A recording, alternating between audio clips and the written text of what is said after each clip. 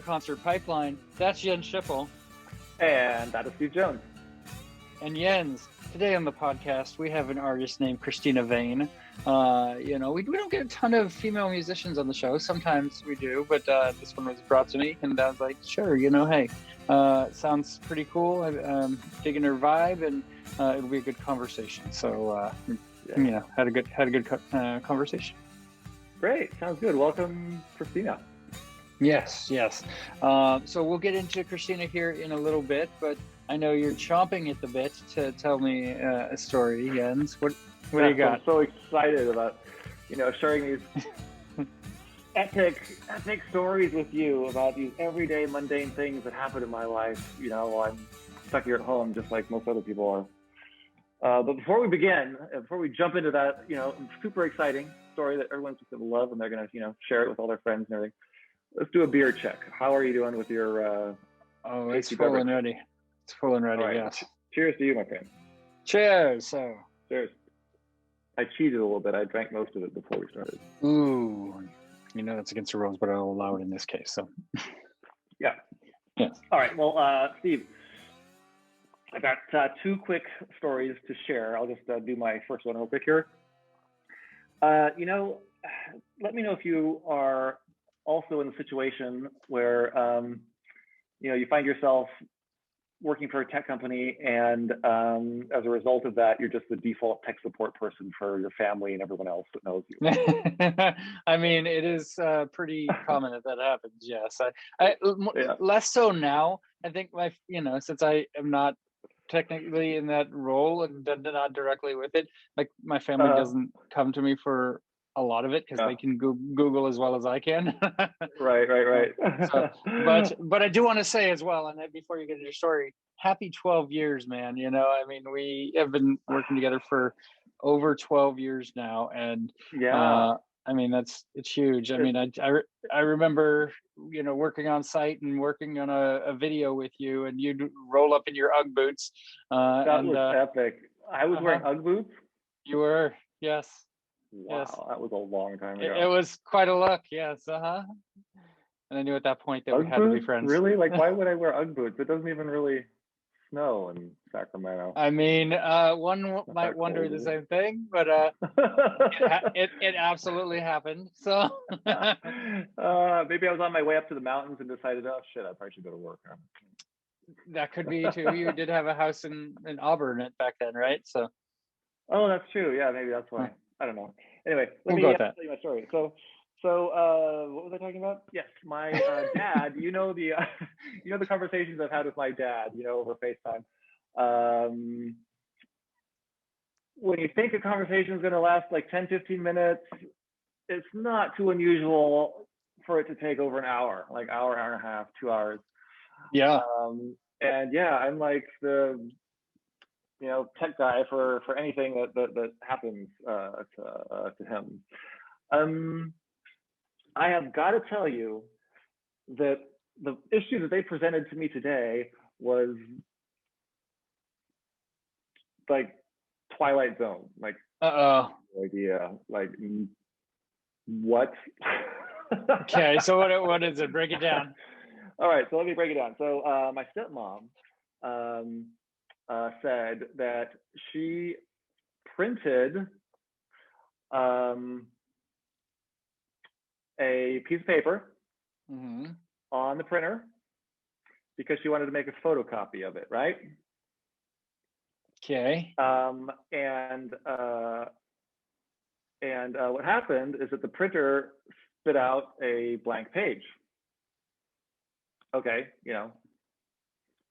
let's troubleshoot that. Okay. The fucked up thing, dude. Yeah.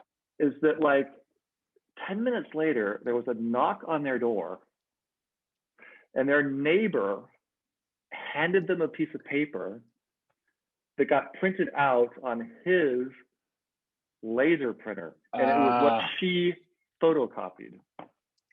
So she connected to his network, huh? You would think, yeah. Oh. So I'm like, what? So I started asking her questions, like, okay, like which device did you print from? Like, did you print from your iPad? Did you print from your computer? Because she's done this before, where she where the device just forgets what the default network is, and it connects to the network of the building that they live in, and they're like, I don't know, 6 or 7 printers that pop up on that network. And there's been at least 1 or 2 occasions where the same guy got something that she tried to print. Mm. And that makes sense. I mean, that totally makes sense, that would happen. But that was not what happened here. She didn't use a device at all. She didn't use a phone. She didn't use her iPad. She didn't use a Mac. She had the piece of paper. It was an Amazon receipt, just a regular normal size paper that came in a box, right? And she needed to make a photocopy of that. So she put that piece of paper that she got not from her computer, she got it from the Amazon in her box, printer. put it on the scanner, hit copy, and the neighbor got it. Wow, that is magic. That is impressive. Like, what? That makes no sense. That makes and no so you sense. got And it gets weirder. She said that the order number, there's this long ass Amazon order number. The last 4 digits, four digits, was the guy's apartment number. Wow. Okay. Twilight Zone here, like you said, huh? Right? I'm like, Outer Limits, Twilight Zone, Amazing Stories. I'm like, well, I don't understand. Like, what is going on? And we I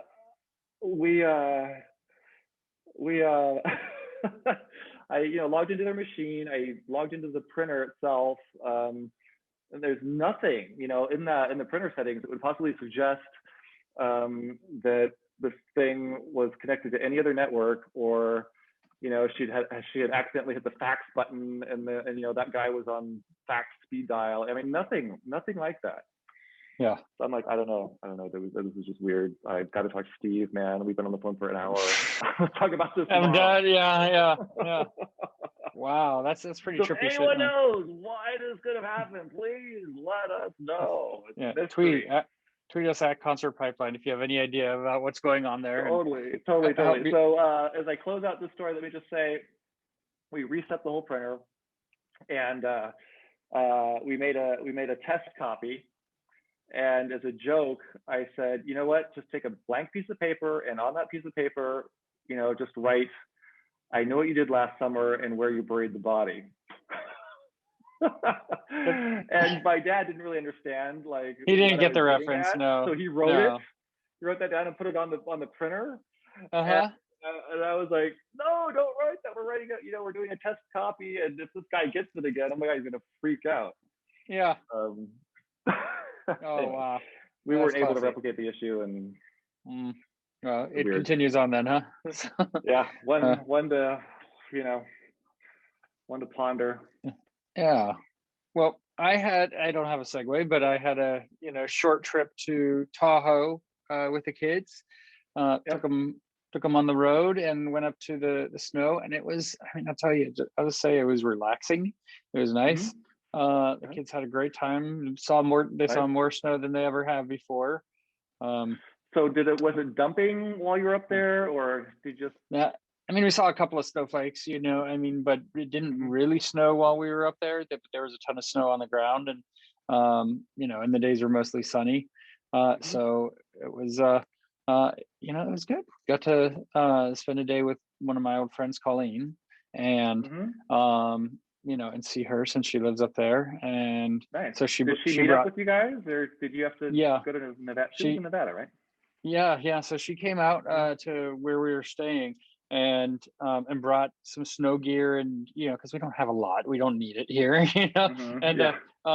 and sleds that she borrowed from her cousin and that sort of thing. So we the kids sled down a hill, and and we went to the lake for a few minutes, and and hung out, and it was pretty cool. So yeah, that's fun. Good times. And on the way back, we took a long way back, and went around to my dad's house, and up in the hills, and picked up a car full of firewood, from his I house. thought you were gonna say donuts or That cookies. too. No, no, we didn't do that.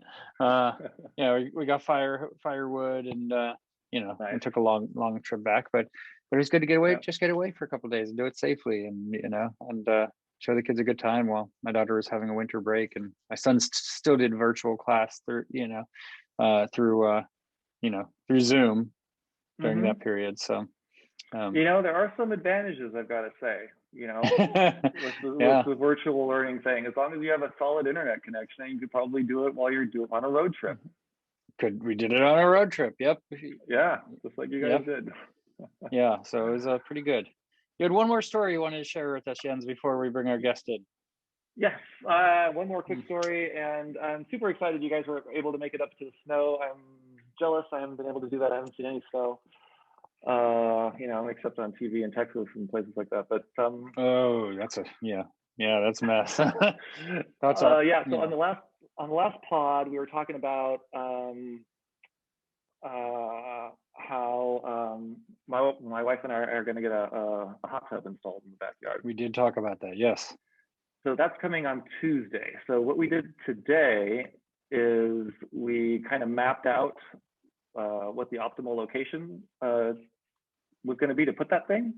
Mm-hmm. So when they arrive, they're going to say, "Hey, where do you want it?" And then they're going to, put it where we want it. So the thing's fucking heavy, right? I think they have like 6 people carrying it. So once it's where they drop it, that's where it's going to live. You're not going to be moving it very easily. Right. I figured, so you know what? It's a beautiful day out. It's sunny. It's actually, warm. This is the perfect day to kind of like spend a few hours outside and just kind of stare at the space and figure out, where we're going to put it. And I thought to myself, I'm going to go just grab some chalk, because I thought I had some chalk somewhere, like sidewalk chalk. You're familiar with sidewalk chalk. Yeah. I mean, I got kids. You don't, so.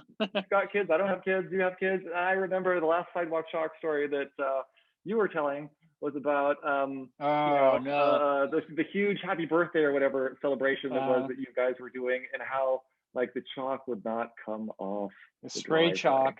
Yeah, spray chalk and sidewalk chalk was used, and the owner of my house, thought it was actual spray paint, graffiti. Yeah, exactly, and he was not too pleased, and so we scrubbed that shit for hours, and eventually it came off. But crazy. That was not a pleasant experience. I didn't even realize there was spray paint, like spray on chalk. Apparently it's a thing. I didn't know either until it showed up on my driveway from my mom and sister, and they're my kid's mom, so. Right. So anyway, I thought I had some of these big thick pieces of chalk, like the big ones that were left over from some party, and I was looking all over the place for them, and I could not find them. I'm like, God, I just need like one piece of chalk. Okay, whatever. So I hopped in the car, and I'm like, okay, well, who has chalk? I don't know. I don't shop for kids stuff. I don't know if 7-Eleven has chalk, or if Safeway has chalk, or if the drugstore has chalk, and like, I'm just gonna go to Target. They must have chalk, right?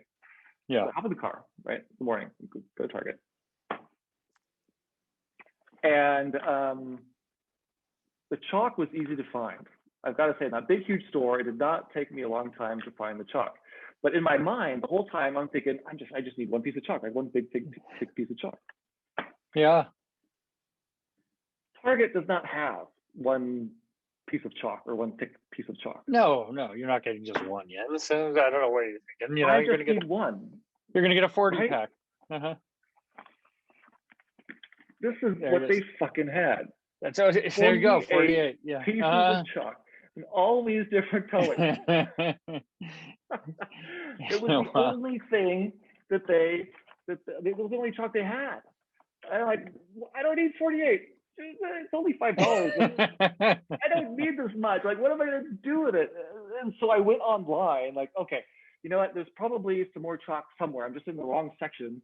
So I went online, used the Target app, and I went to the store, for our local store, the store that I was at, and they've got like, I don't know if you can see this, like, so many choices for different, chalk. It goes like on and on and on and on and on and on. But not available in the store. Yeah, and they're all in different aisles. right? Mm. They can't just like E27 and B13 or whatever. And of Sounds like course, a game of none of bingo, it's by the way. there. So. None of it's there. I mean, they have all sorts of different types of markers or crayons. I could Yeah. have bought like 3 crayons. Yeah. They had that. But no, I'm stuck with this shit. So you're next gonna time I see your kids, man, we can do some graffiti on the driveway. your driveway, right? I'm bringing them to your driveway. That's Yeah, what you were saying. that's fine. I'm game. Mine's off limits, right? So I mean, this isn't a second chance sort of deal. Don't you be coming to my driveway and surprising my kids on their birthday either. Like, not okay. If I do, I'm gonna make sure to bring an extra long hose so we can power wash the shit out of it. We would need that. Yes, that would make things a lot easier than dragging the cooler down the path and repeatedly to scrub the shit out of it. So yeah. Long story short, spent $5 on this chalk. I used 2 sticks of chalk. So, I'm going to donate to you 46 sticks of chalk. I thank you, I guess. Don't know what we're going to do with that in small doses where we, I mean, I guess if it's near the hose, then it's fine. But, as long as they stay down, away from the far part of the path that is not near my house, it's, we'll be okay. So, yes. All right, good, man. So those are my 2 little humorous stories of the day. I like it. Well, Jens, let's bring in our guest here. Like I said, we have Cristina Vane on the program. She has a new album that's coming out on April 2nd called Nowhere Sounds Lovely. And she does play a song for us a little later in the pod. So we have that to look forward to as well. That's nice. Yeah. I love it when artists do that. And me too. It gives us the concert feel when we still can't get out to them, right? Although, New York is starting things up a little bit in the concert. We were talking about that last pod, yeah. I know. So one day we'll get back there and look forward to it. So, all right. Well, let's bring Cristina on in and check out my interview with Cristina Vane. Here it is. Hey there, Cristina. How are you doing? Hey, how's it going? I'm doing well, thanks. It is good. I see you got your guitar ready and everything, ready to rock. Oh yeah, I'm just sitting at this desk with this guitar a lot. Yeah. Is this where you write a lot of your music? You just kind of work it out right here? I would say it's on the couch behind me normally because the desk is for like work. The couch is for writing. Oh, that's good. You got a good comfortable spot. So yeah. Thanks for taking the time. I appreciate it. Totally. Thanks for having me. Yeah. So I want to start out by asking kind of how you've been doing. How are you holding up over the past year of craziness? Such a bummer when I realize it's been a year. I'm doing okay. I'm definitely doing well in the grand scheme of things, and I don't want to complain. But just like everybody, I'm also struggling a lot. My main source of income is usually touring. Can't do that right now. So yeah, it's just been really weird. And also, income aside, it's just really tough that was a big part of the emotional connection I had with people was, performing. So to not be able to do that, or to be able to have to do that over Zoom or live streams or whatever, it's just kind of a bummer. I'm tired of it, to be honest. It's good that we have to innovate, but I'm over it. Yeah. I mean, have you, I guess, what have you learned about yourself kind of through this time that we have? I've learned a lot. It's been a really transformative time for me on a personal level. I've had to face a lot of just things in my life that maybe I didn't have the time to sit down and face. There's been a lot of time on our hands. So I've been working on myself a lot this summer, but I guess, I don't know. I've learned a lot of things. Mostly, I guess, that we just adapt, which it's what we do. We have to, right? So, so when everything hit, I mean, where were you? Were you at home? Or were you on the road? kind of touring? Yeah, I was at home and I actually had a show like the day before I think they shut Nashville down at Acme, so it was just really weird. I mean, people were already obviously talking about Corona and COVID and all this stuff, but we were all hopeful that maybe it was just a bad dream or just something that wasn't going to affect us. And then I remember they shut Nashville down and we were like, oh my God. And then I remember being really freaked out when they were like, the NFL is canceling or the NBA or some big sports thing that brings a lot of money in. And I was like, oh, this is like for real. This isn't just like over caution. So it's been the worst. Yeah. Yeah, thumbs up to the worst. I don't Uh, know. yeah. And so you moved during this time period too. At what point did you move to Nashville? Well, I actually moved 2 years ago. I just moved Oh, okay. houses last month, but I've been in Nashville for 2 years. Oh, okay. And what inspired the change of location for you? Well, at the time, I basically just kind of hit a wall in LA and felt like I wanted to get closer to the source of the music that was inspiring me and the record. So Delta blues and old time music and just all that stuff, that good stuff that was going on, mostly in the South, a lot of it. So I figured it was, once I went on my first really long tour and like traveled across the States for 5 months, I figured when I got back to LA that I should go to Nashville, and the timing was just right with a friend whose room had opened up. So I did it to get better at music, basically. Nice. Did you find any mentors in Nashville? I mean, Nashville is a huge music community. Like, I mean, who did you partner up with? Actually, weirdly, my mentor is in LA, and yeah, for like 2.5 years, maybe even 3, he taught me like every week, and um, just yeah, Pete Steinberg, he's awesome. He taught me how to fingerstyle pick and stuff. I actually didn't find a mentor in Nashville, which is hilarious, but I don't know. With Pete, it was kind of like an organic thing. I met him at the shop I worked at, and he realized I really wanted to learn this stuff, and he just genuinely liked that and wanted to help me out. And he's an older guy, so I think he just gets a lot of joy from teaching this stuff because it's kind of fading off the map. So I was really into it. I haven't found someone here who has the time to just teach someone for free for 3 years. So mentorship is not a thing right now. Mentoring myself. Yeah, yeah. So let's go back to when you were a kid. What sort of music did you listen to growing up? I mean, you can tie in. I mean, the style of music you've kind of dove into. I mean, I imagine that stems back to what you learned about music as a kid, right? No, actually, not at all. I grew up in Europe and never listened to bluegrass. I never listened to country. Don't think I ever listened to Delta blues either. I probably heard we went to see BB King when I was younger, and my dad liked Stevie Ray Vaughan, and my mom liked 80s music and the Smiths and Depeche Mode, and there's a lot of classic rock in my house.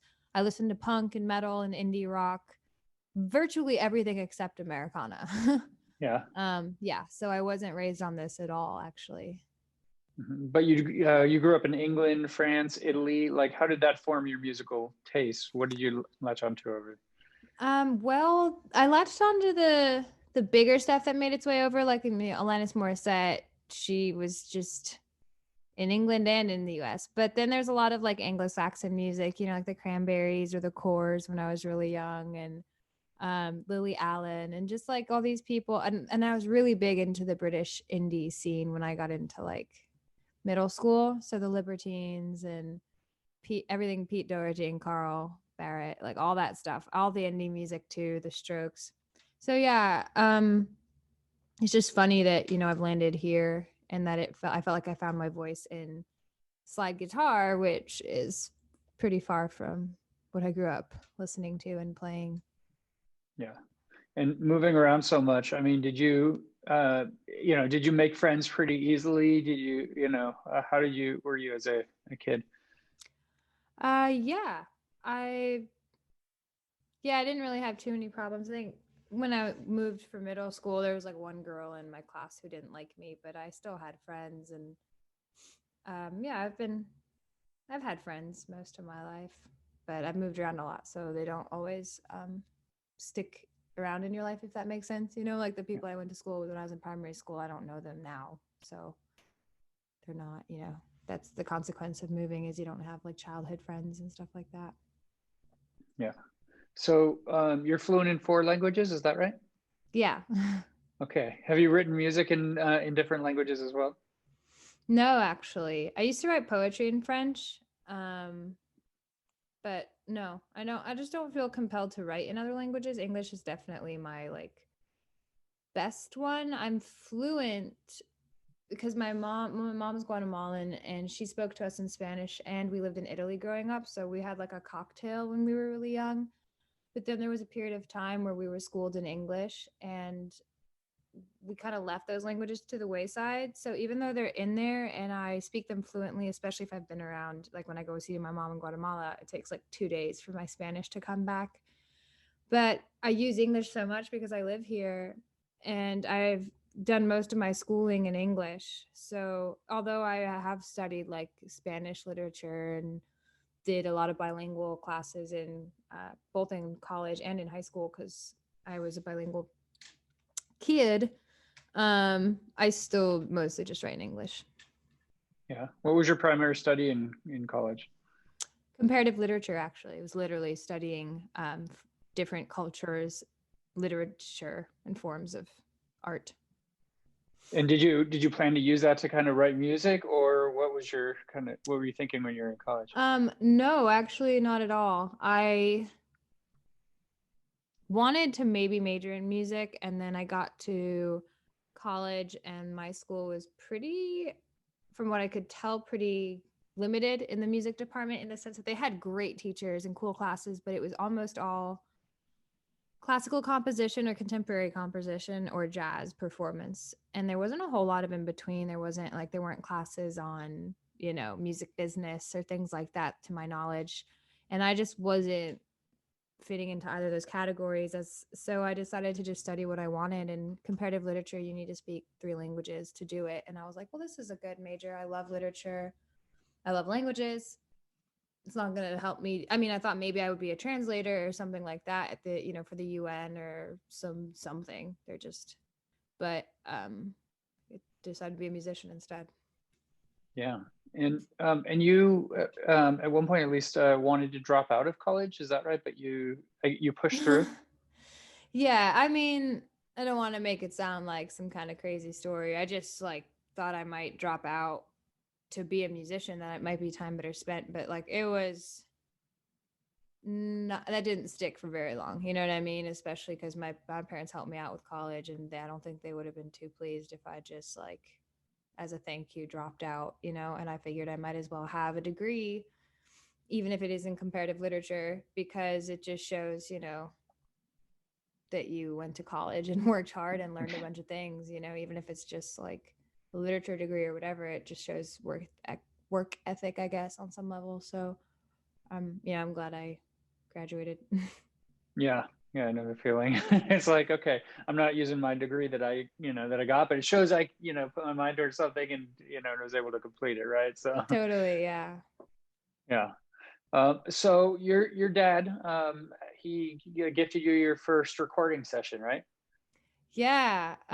It was a birthday present, and he worked with a guy who had just quit his field at some company to kind of like start recording people, and he had a little studio. This was in England, so neither of us really knew anything about recording, but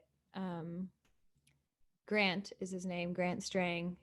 Was such a nice guy. I was pretty young. I was like a junior in high school, so probably like 17, and I had just written a few songs, one of them for my dad. And so, yeah, his gift, with no particular intention, like I didn't plan to try and get signed or do anything with the music. It was just, and that was a really cool thing, because it just was an expression of like, this is art that I made at this time.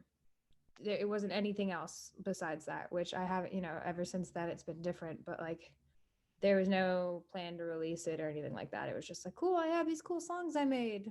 They're like, exist now on SoundCloud. Uh-huh. Yeah. And so where did those songs go? Did they ever go anywhere, or did you develop them, or? bring them One into of my older songs made it onto an EP that is out called Shades. Um, you might be talking about my first like serious recording session was also a graduation gift. So, yeah, when I graduated college, I was able to record my first EP that I'm talking about, Shades, at an awesome studio that again was like my dad's the biggest people person. So he's always, an embarrassingly proud Italian parent, like talking about his daughter who's a musician. And so, to his credit, he keeps meeting people that are like, well, I do this. And he met someone with connections at Real World Studios, which is an awesome, awesome studio. It's Peter Gabriel's studio. And I was not worthy of being there at all, in the sense that like now maybe I would be more at home in a place like that because I know a little more, and it's been about 10 years since then. But back then it was kind of more of like a dream one-off, like, wow, I have these great musicians that are going to do my 2 songs or 4 songs with me, and that was an exciting thing. So that's Shades, the EP. Okay. And you worked with Dan Emery on the Mongolia sessions, right? Yeah, Magnolia. Yeah. Magnolia. Just had a dyslexic a moment here. Sorry. No worries. Yeah. So tell me about that and how that came about. How was it working with Dan? Dan's awesome. He reached out to me and suggested doing the sessions this summer, and he had been told me about the project, how he'd been recording people under his big magnolia tree with the sounds of the bugs and everything, and I loved the idea. So I went over there with my guitar and played 6 songs, like usually maybe a take or two takes for a lot of them, but we kind of it was a very like capturing of the moment thing, and I love that I was able to talk at the beginning of the songs and throughout, the record, and kind of not all of them, but for here and there, just be like, this song's about this, because it is more like what happens during a live show. And that was really nice to have on the record. Mm-hmm. And what did Dan bring out of the project? Like, well, the whole concept is his, so I would say that's probably the biggest thing. Like the cicadas are really a magic touch. So hats off to Dan for having bugs in his yard. Right. Yeah. So the new album that's coming out in April is Nowhere Sounds Lovely.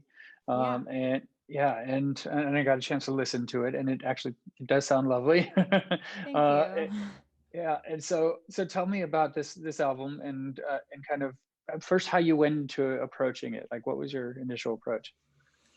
Well, when I had just moved to Nashville after traveling all summer for the first time and seeing a lot of places I'd never seen before, and I was very inspired, and I wrote a lot of the songs that ended up on the record during that time. So when I got to Nashville, I figured the first thing a priority was to find a producer for my first full-length album, because I just wanted to get serious and put something out there that was more than 6 songs. And I had a lot of songs I wanted to put out. So I just like asked around and did a bunch of research for a few months and landed on Cactus, because when I listened to the work he did with The Big Noise and Winona, that record that just came out before I reached out to him, had like a really perfect, to me, balance of contemporary and folk music, which is kind of what I'm going for, because I'm not a traditionalist. I'm not making solo acoustic records. I do that sometimes, and it's really fun. But my music is, for me, in my head, usually with a full band, or at least some kind of arrangement with other people or harmonies or stuff like that. So I just thought Cactus would be great, and he was. And I went in with some new tools. I'd never put like pedal steel. No, I don't think there's any pedal, but we had definitely had dobro. No, yeah, we definitely had pedal steel at a time. Tommy Hannum on pedal steel. And I had never really done I don't think I have any stand-up bass on any of my previous albums, and I had never put fiddle on anything. So having like those kind of country and Americana genres, I guess, seeping in there was because I'd started listening to all that music that summer, all the Hank Williams, and getting really deep into bluegrass and stuff like that. So yeah, so it came out, like me, parts contemporary and rock, which is like my main upbringing, and then parts very traditional and influenced by like old time music. And like the stand-up bass and those instruments that either you hadn't had on your albums before, was that a Cactus ad, or is that something you envisioned kind of bringing in to this album when you went into it? It was probably both, like a little bit of here and there, you know what I mean? Cactus, I can't remember now. It's been 2 years since we like actually recorded it, so I don't remember which parts he suggested, but I know that I have very strong opinions and like usually a pretty clear vision of like, oh, it would be really cool to have this on this. I remember he tried to put Mellotron on a song and I hated it so much. I was like, no. And he made fun of me for like weeks. He'd be like, just give it a chance. I was like, no, I fucking hate. Oh, sorry, no, I hate You're it. you're good. You can be yourself. Sorry, I wouldn't last a second on radio. So anyway, yeah, he's awesome. He had lots of really great ideas, and I can't remember which ones were his, but I know that I asked my friend Nate Leaf to play fiddle. So you know. And how long did the recording take?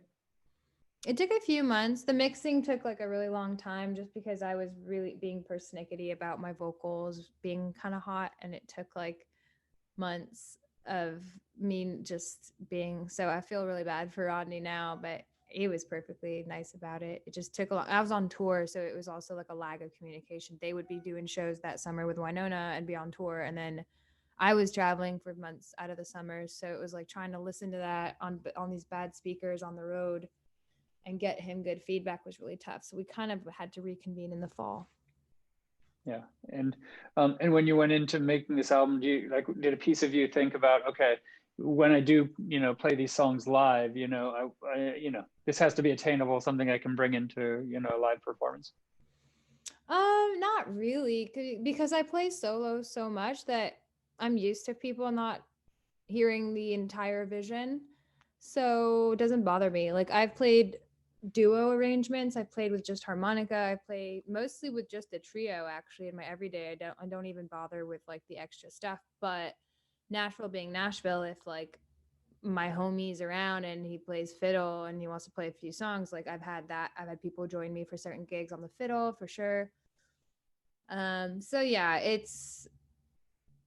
no, that was not a question in my mind because I was like, I just want it. I don't think I'll have 3 people singing harmony live at the scale I'm at. But, in a perfect world, if I hit it big and was playing some big thing, like I might have 3 people singing the harmonies that are on the record. But right now I don't need that. You know what I mean? Yeah.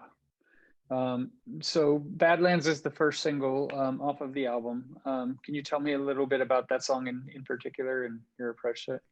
Yeah, Badlands is about the Badlands, and the Badlands are an area that actually goes to North Dakota too, but the main park is in South Dakota. And on that first trip that I just talked about, that I did like 5 months of traveling, it was my first time going through the Dakotas, and I went and stayed with my friend Bo, who makes guitars up in North Dakota and with his family. So I got to stop at both Badlands, and it was an incredibly inspiring place. Like it's happened to be my late aunt's favorite place also, so like it was a personal thing to want to go check it out, and it was so amazing. I just loved the southern Badlands, and I wanted to write a song that wasn't cheesy but also wasn't about like interpersonal relationships, because most of my songs are about my feelings or some person or something. But I was like, I want to write a song that's not necessarily an ode, that's not cliche, but is technically an ode to a place, and I want it to be about the Badlands. So yeah, that's what came out is that song. Nice. And you also have 5 covers on the album by 5 Stars of Delta Blues, right? No, that's the album I've already put out. Actually, oh, is that and it was an EP. I did a kind of like a blues tribute EP, like in June, I think I put it out, or July. So okay. different thing. Yeah, the full record does not have 5 covers on it. It doesn't have any covers actually. It's all originals. I didn't think so. I was trying to see where I had Yeah, heard that, but no, it's cool. Okay. But so that EP, how do you choose, which songs to cover on that? So that EP is called Old Played New, and I just picked covers that I played a lot, that really like I was comfortable playing, first of all because I wanted them to sound good. I didn't want to have to like learn something from scratch and have it be not as good as the songs that I have had under my fingers for a few years, some of them more than a few years, because it takes a really long time for me at least, to kind of even get close to like what these people were playing. So I also just like, because I love them, I wanted to honor those folks in particular rather than seek out, other people that I may not have listened to before, which I'm doing hopefully every day anyway. But yeah, so Blind Willie Johnson was a big reason that I got into Delta Blues. So he had to be on there. Skip James, same thing, like captured my imagination the second I heard him. Sunhouse also. But like, notice I didn't do a Robert Johnson song because truthfully, that was not like the gateway for me to the blues at all. Some of those songs, like That's No Way to Get Along, they were one of the first songs I learned that were just really fun to pick. Just stuff like that. It was just songs that I like. Yeah. So you was it 2018 that you had your 5-month tour? Yeah. Like, so how did you get across the whole country during that time? What was that tour like for you? It was amazing. It was the best time of my life. I did a huge loop actually of the country. So I think it was like 24,000 miles or something total, Wow. because there was like, well, it was like 5 months of driving, and obviously I didn't do straight lines. I like stopped at different towns or would go out of my way to go to different parks. The way it worked was I didn't even have as many connections as I do now for gigs, but I scheduled what I could in a route that made somewhat sense. And then like I had one period in the whole tour where I had like I think 10 days of nothing, and then I spent those 10 days in Zion and Utah and like Arches and just doing a bunch of stuff out there.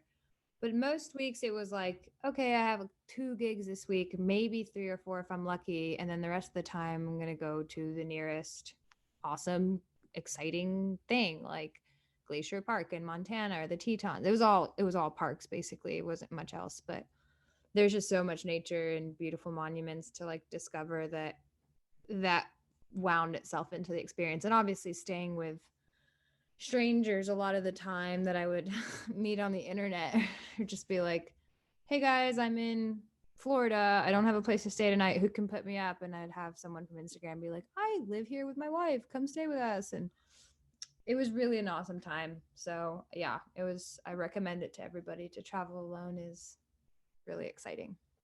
I mean, that's such a cool thing to be able to do, to just put yourself out there and to, allow yourself to say, okay, I'm going to, take this risk and jump into this, fully and rely on as well support from some people who appreciate your music as well. Right. I mean, like what sort of experiences did you have? I mean, I want to hear about some of the Zion and some of the national parks and everything, because that sounds amazing. And from everything I've heard too, but like tell me about that piece of it. That piece was really important because this country is so big and I have a claim to it. Like my dad is Italian American. I have an American passport. I am technically American. I just didn't grow up here. So I've only ever seen like, the coasts, or maybe like a random friend that had a house in Rhode Island took me there once or something like, but I had no concept of like what Montana looked like or what the plains are or what the prairie is or why New Mexico is the way it is. It's just, and then if you add in learning from people, some of them like born and raised in the towns I was in, and sometimes they were really small towns. Like I just would play random gigs in the city, but then someone on Instagram like was like, well, I don't live in, Charlotte, but I live in Monroe, and that's right here on the border, and it's just me and my son in a trailer. And they were all super nice, and obviously I used like some discretion when dealing with that as a woman, especially. I just tried to make decisions that were safe, but I always wound up with just like an awesome person hosting me and letting me see like what their life was like in that place and everywhere. And it was the same last summer too. I'm still at that level. I don't have a tour bus or anything like that. And not last summer. Yeah. No, well, whatever you count as not pandemic summer. Yeah, pre-pandemic. Yeah. It's the same thing. I always stay with people, and sometimes it's strangers. And some gigs will put me up, but I don't have too many of those at this level yet. So mostly, yeah, I'm just like either I'm gonna pitch my tent at the closest like safe, just free land. Essentially, I use a website to find places you're allowed to camp, or I just say, do I know anybody in this state on social media, and boom, it's pretty awesome. That is very cool. Did you make it to the Bay Area? The Bay. Oh, yes, Yeah, I yeah. did. That Where- part of that journey, I was with my friend Cindy, and we were in a duo called Ladies of Sound, where we just like sang a bunch of songs, did really pretty harmonies. And I love Cindy; she's one of my best friends. But we stayed in San Francisco. Like we stayed in Sausalito, actually. Mhm. Do you remember where you played? I'm in Napa, California myself. So Well, we played a record shop, and I'm blanking on the name right now, which is such a bummer because it was such a cool record shop. And then we play. I couldn't even tell you the name. It's like pretty like well frequented bar in San Francisco for touring musicians. The nice little stage and everything, but I just for the life of me can't remember the names. So you hit a lot of spots, I know. So yeah, we had like 3 dates in San Francisco. You know what I mean? So it's yeah. hard to remember. It's like, is it the Pig and Whistle? No, that's in LA. Like, is it this? Yeah, I don't remember.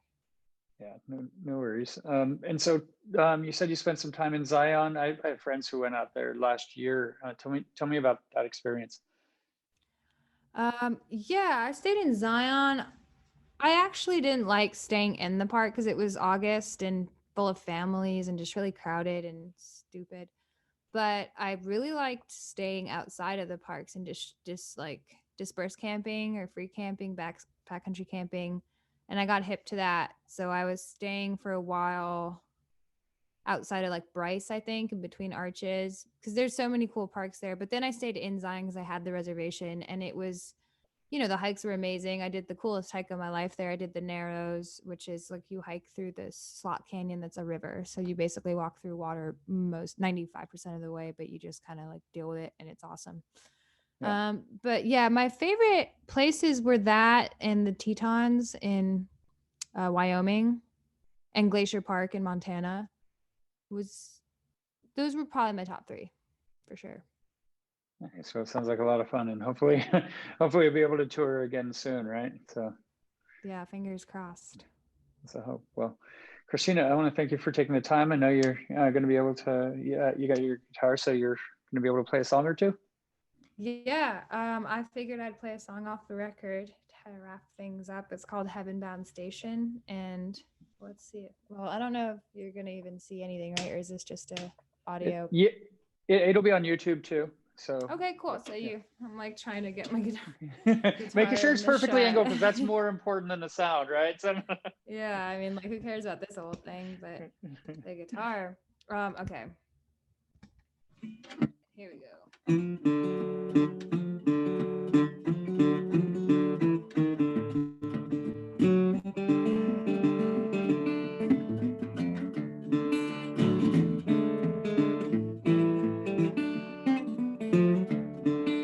Someday I'll be leaving all this trouble behind me, and someday soon, you know it can't be long. Someday I'll find a peace I've never known. When I know I'll be ready when it's time to go, and someday soon, you know it can't be long. You won't catch me complaining when I'm 6 feet in the ground.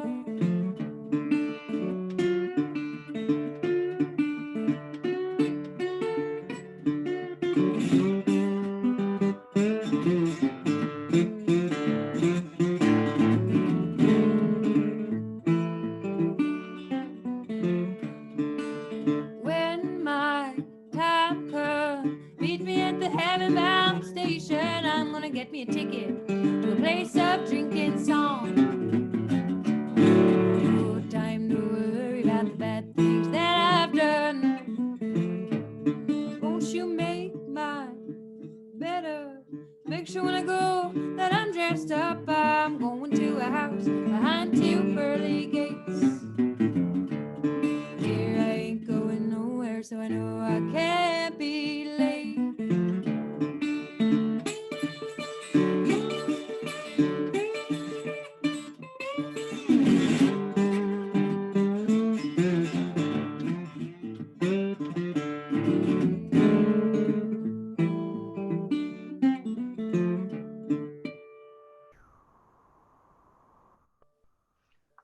Hey, amazing. Thanks. I love it. I love it. No, thanks for playing a song and taking the time. And I wanted to ask you also actually one other question. So like when you're writing your songs, how do you you play a lot of different instruments. So how do you kind of envision which direction you're taking it musically?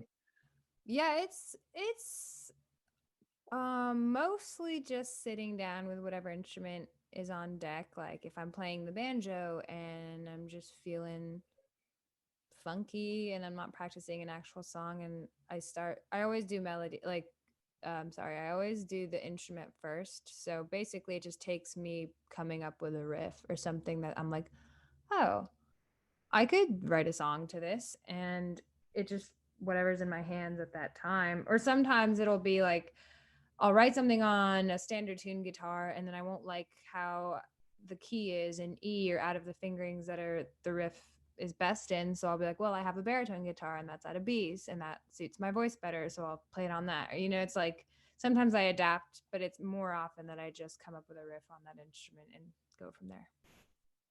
I like it. I like it. Well, I know you're probably really excited for the album to come out finally. You worked on it a while ago, like you said, Yeah. and it'll be great for it to come out, and then one day be able to tour it and bring it out west. One day. Yeah. Well, Christina, stay safe, and thanks for taking the time. And yeah, this will be out in a couple of weeks, so I'll shoot the links over when it's live too. So thanks, Steve. It was nice to meet you. Thanks for having me on the show. Nice to meet you. You have an awesome one. Okay. You too. Bye. Bye. All right, Jens. That was the interview with Cristina Vane here in Concert Pipeline. And that takes us to the final segment on the program. What is it? Well, it's time to jump into some music news.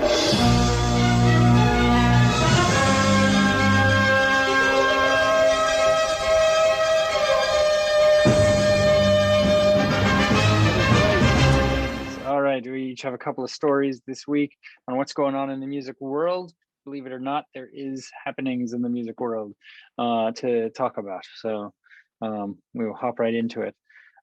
First story I have for you, Jens, has to do with Green Day. They have a new song out. All right. It's called Here.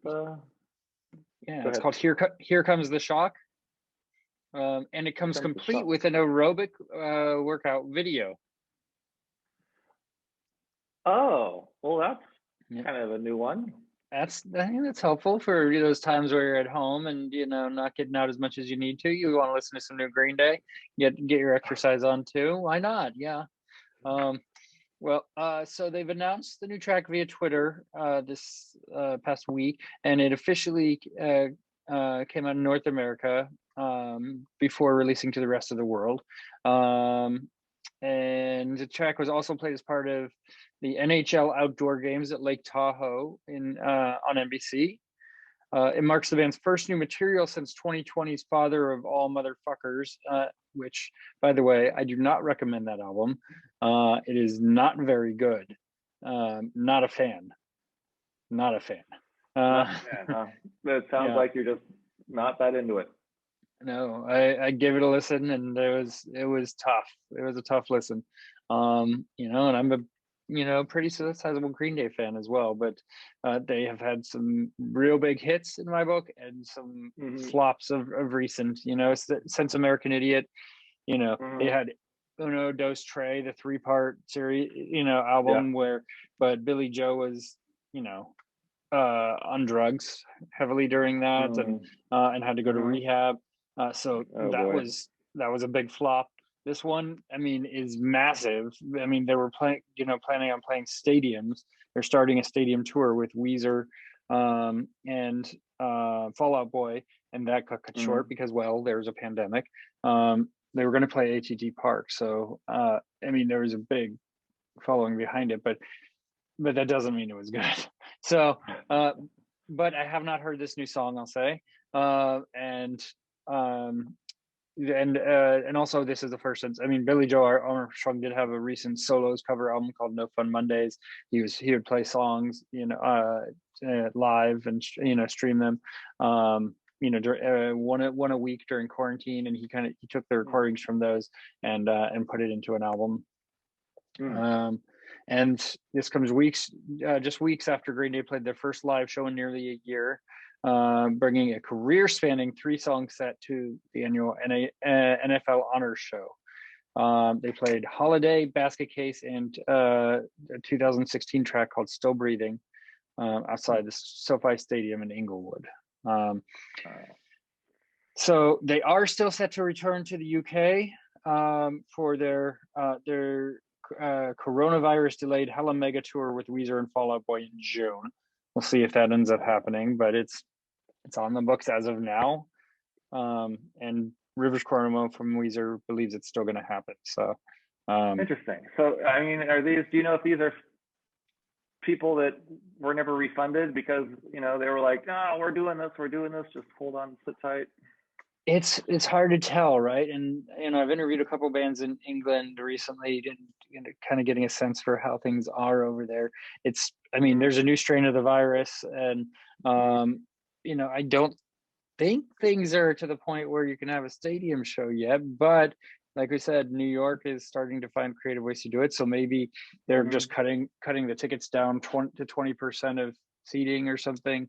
Finding ways to keep a distance. I don't know, but they're thinking it's going to happen right now. And I guess we'll see if that actually comes to fruition. But yeah, can you imagine if it does happen, in June, and they decide, okay, the only way we're going to make this happen is by cutting the attendance, so we only have 20% of all ticket holders. Like, who gets the axe? Yeah, if it's already sold and like sold out and everything, right? Yeah, like who gets fired from their ticket?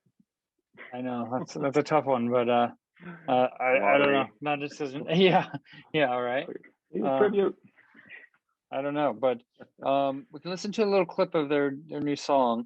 Let's check it out.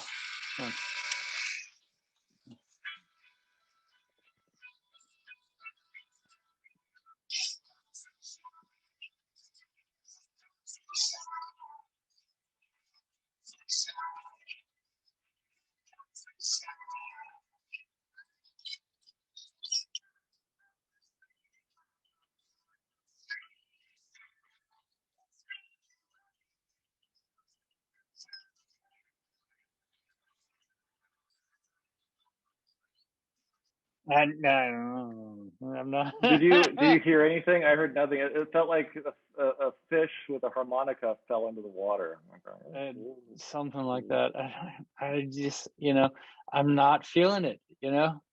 It's just doesn't feel like Green Day to me, and feels like overproduced pop rock. Wannabe. I can't do it. I don't know. Yeah, I wonder why bands do that sometimes. It's like, is that just the best they were able to do, or was it strategic? Like, we got to kind of shift our focus. We're going to try this new approach. We're going to try to target this fan base or something. I'm trying to please everybody. It ends up being a disappointment to the listen to the fans that were there early on for the band's music. Yeah, I'm not into it. I don't know. They can keep trying. So, and that's the thing, right? If because I was toying with going to that show back before quarantine and COVID and everything, with Green Day and Weezer and Fall Out Boy. I'm like, that's going to be a big rock show. I mean, that would be cool, right? But then I compare it to when I saw, Green Day at ATT Park years ago, and Flogging Molly opened Jimmy World and everything, and I was 2 people back, and and it was at a time where they were, really on point, right? And and then a few weeks later, I saw them at the Warfield play a 3-hour set and open for themselves as their, the network. And, and that was, and I can't, I have a hard time sometimes, and I've mentioned this before on the podcast with Tom Petty, when I saw him play Bottle Rock, but I was near the back of the crowd, and it's like, okay, well, I saw Tom Petty a couple years in a row from the photo pit, performing at the Greek here, and it's nothing compared, and it's like I have a hard time separating myself, from legendary experiences like that, Yeah. There are always going to be those concerts that really stand out, that are just unforgettable. Yeah. What do you got for us, Jens? You got a story for us? Yeah, I got a story about this scary motherfucker. Oh, okay. Who's that? Well, let's talk briefly here about Mr. Marilyn Manson. All right. And like I was telling you earlier, I don't really know anything about Marilyn Manson other than he looks like a scary motherfucker. I've seen him live a couple times. I saw him like last year, or maybe it was a year and a half ago, actually, because it had to have been before the pandemic. But Yeah. I did see him, and it was such a He bad looks like the performance. fucking pandemic. It was bad, not a good performance. Yeah. It was not a good performance. No, I was not impressed. You definitely phoned it in. Well, so I look at pictures of him, and I think, has he had work done? Is this his natural face? I mean, I know he wears makeup, but even without the makeup, like he kind of has that look that would be great for the image that he has. Like, was that a coincidence? It just worked for him, yeah. Right. I mean, if he was this like cute little kid or something that grew up into this cute adult, I mean, that wouldn't have the same image no matter how much makeup you put on a guy. But anyway, this dude is officially under investigation for domestic violence in LA. Ooh. I remember hearing about this. Okay, so a day after reports suggested authorities were planning to meet with at least one of the singer's abuse accusers to determine if there are grounds for a criminal probe, it has been confirmed a case file has been opened. Ooh, okay. Oh my God. I mean, I would be afraid that this guy would haunt me in my dreams, like right. Yeah. There's no safe place to hide, right? The spokesperson for the LA County Sheriff's Department told TheWrap.com the Los Angeles County Sheriff's Department Special Victims Bureau is investigating allegations of domestic violence involving Mr. Brian Warner, which is the guy's real name. His real name. Who works in the music industry.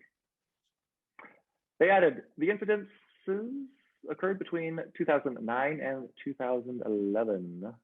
So that's what, 12? Yeah, about 10 years ago. 10, 11 years ago. 12 years ago, something like that. Yeah. When Mr. Warner lived in the city of West Hollywood. Wow. So this isn't anything recent. This is just coming out now, a while later. Oh my God. What's that? Holy shit. The timeline indicates the initial investigation revolves around allegations made by Manson's ex-fiance. I totally forgot about this. His ex-fiance is Evan Rachel Wood.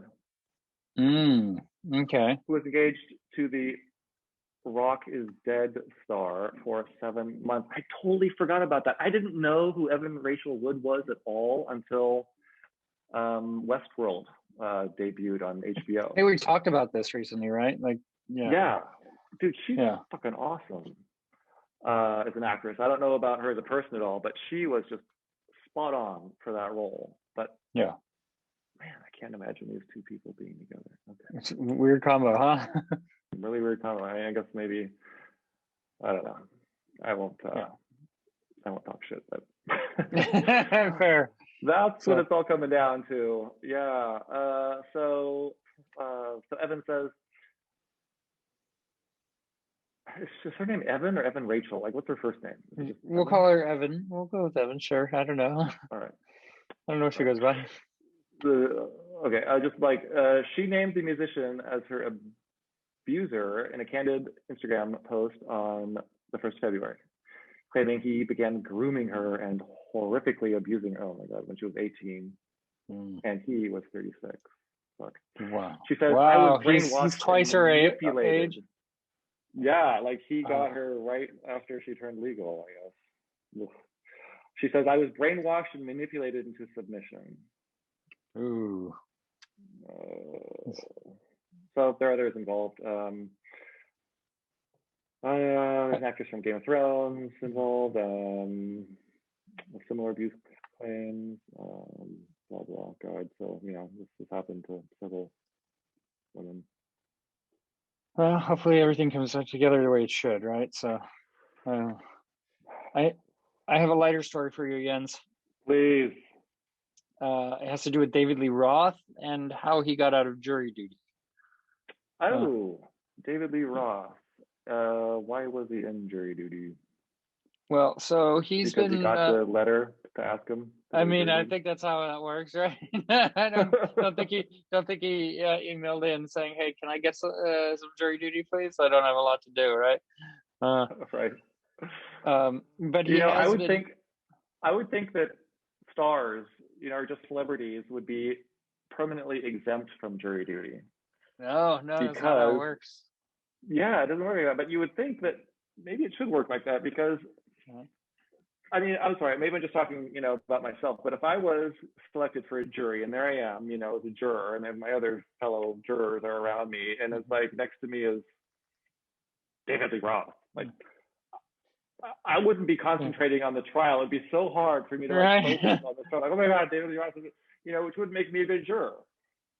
Right. Yeah, you think you'd have some bias, but there's a famous story of Kevin Smith getting jury duty and him having hemorrhoids that were during it. When he was much fatter, by the way. I mean, and it being completely. Do not say that shit while I'm drinking. Like he had to have a couch brought in, for him to lay down on. I mean, he could not get out of this jury duty to save his life. And he was the worst discomfort in his life, and it's just crazy. He's talked about it before. Why didn't they just dismiss him? Like, I've been called. I've been summoned. Like everyone else has for jury duty, but I never get selected. Like, I don't know why. No, I've never got selected either. Luckily. So, so Roth is explaining how he got out of jury duty. A piece entitled "Jury Duty" that he did. He's doing some art stuff as well. There's an ocean scene with a frog and two fish with wide open mouths and eyes. He added several lines of text to the piece that reads as follows.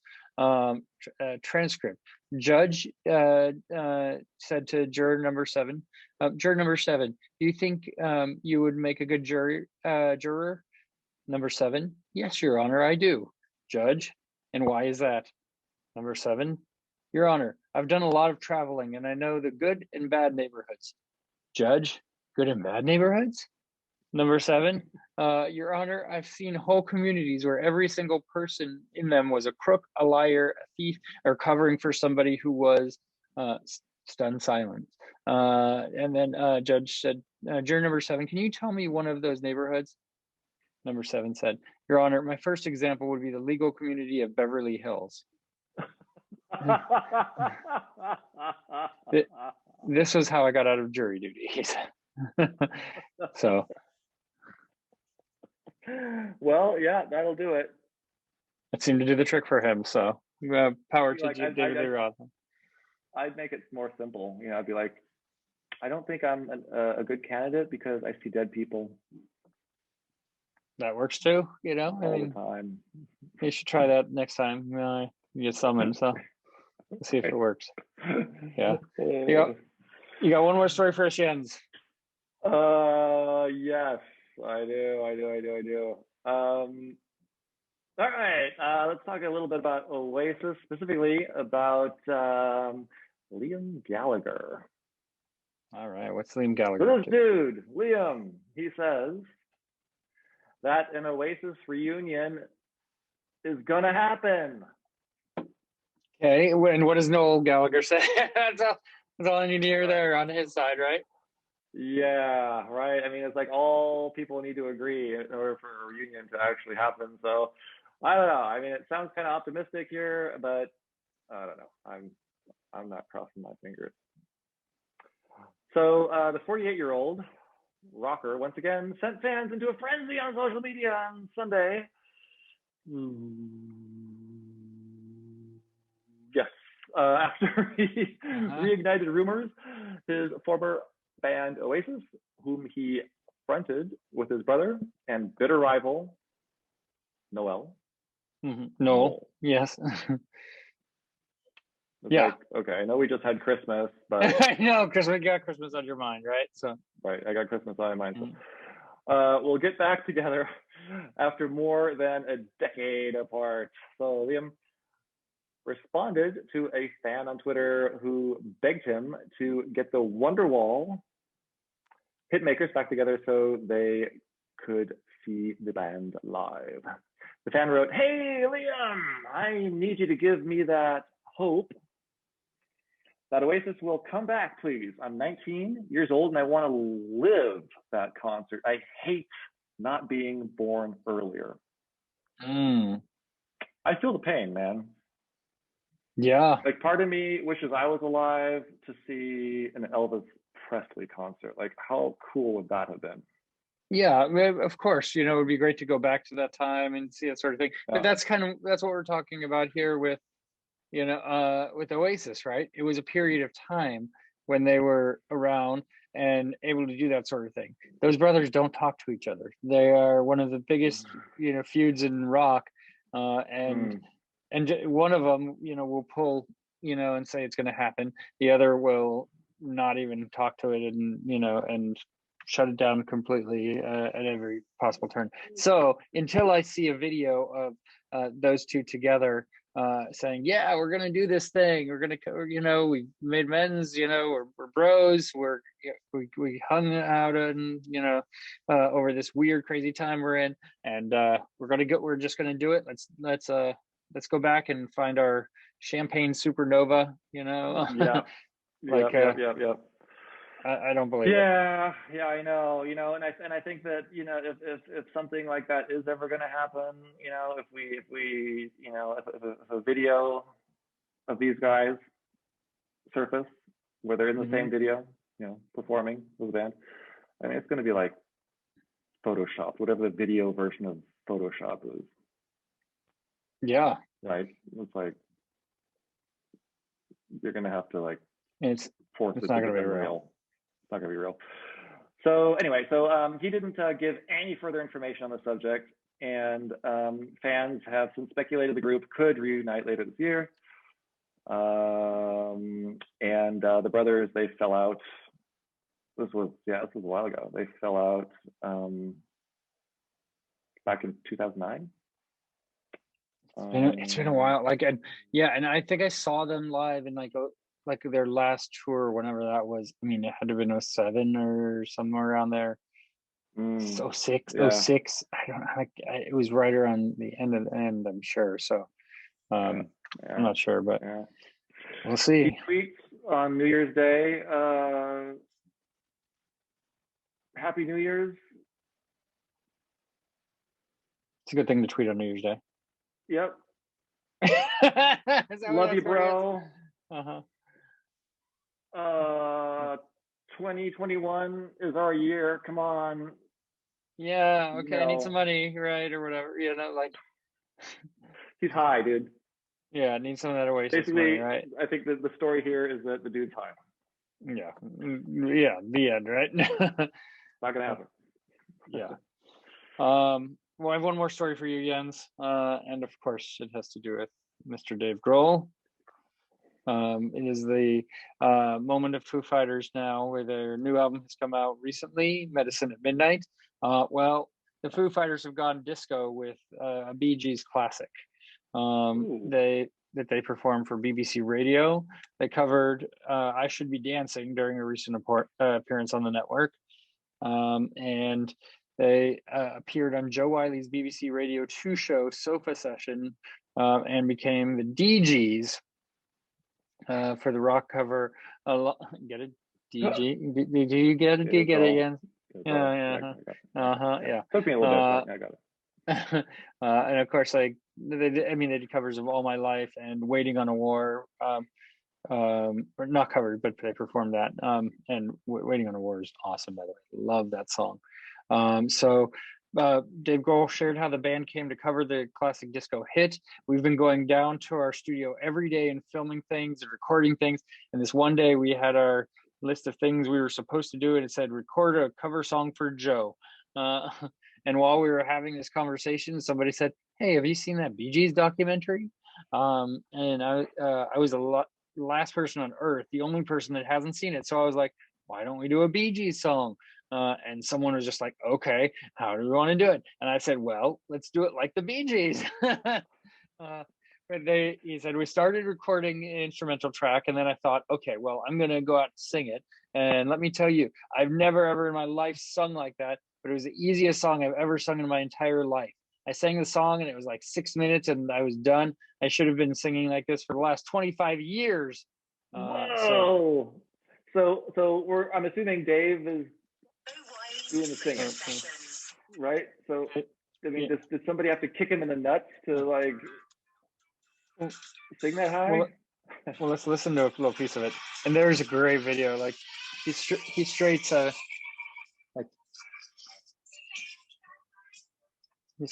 like disco in this video. That's hilarious. Please tell me he's wearing like one of these wigs with like crazy hair, disco hair. He is. Oh, this is pretty hilarious. Like biggest perm ever. Yeah, it's pretty great. Oh.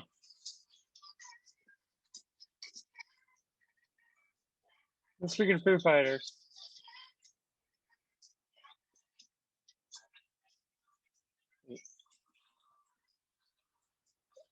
Oh my God, that's fucking hilarious, dude.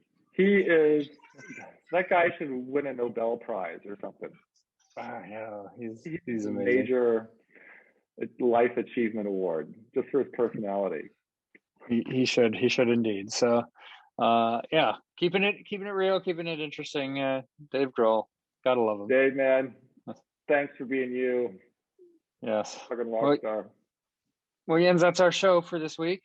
So I want to thank again to our guest Cristina Vane for being on the program, and I'll tell you who we have on the program next week. A band called Mashville from England. Actually, I told you I've been doing some interviews from England here and there. Again, huh? I am again, yes, and racking up those frequent flyer miles. Yeah, it's saving some of the airfare actually, but yeah, they're going to play a little music for us as well, which is awesome. We got that to look forward to. Also, I want to put a plug out for something that I'm doing, which is unique because usually it's not often that I get asked to do this sort of thing, but I actually told you about this. Carmine and Vinny Appice from the Appice brothers, classic rockers who had been on the show in the past. Maybe one of our first Zoom interviews that I did, but it was a while ago. They've asked me to be on their program. It's called Hangin' and Bangin' with Carmine and Vinny Appice, and they've had a lot of rockers on the show. They emailed me and rock stars, and they want to have some cool radio personalities on the show. So they asked me if I know any, and you nominated yourself. Oh no, but right now it looks like the week that this episode is dropping, March 4th, at 4 p.m. Pacific, I'm going to be on their show live, and I don't know what that's going to be like. It might be a train wreck, but it sounds exciting though. Yeah, it should be pretty interesting. So you can check that out live on YouTube and Facebook, I believe. So it should be pretty interesting. Yeah, and I just want to, I think you did a great job just prepping your look for this upcoming show. I know you just had another epic pandemic haircut that was given to you by your daughter. My daughter cut my hair. Yes, I'm so proud of it. It's great. She's got a future, man. I mean, check that out. That's pretty damn good. Yeah. The girlfriend doesn't like it. No, she's putting me in touch with her barber. So your girlfriend's jealous. Like, oh my God, like your daughter can cut hair better than your girlfriend can. That's pretty much it. So yeah. Well, all right, Jens. Well, that's our show. So for all of us here at Concert Pipeline, that's Jens Schippel. And that is Steve Jones. We'll catch you next time.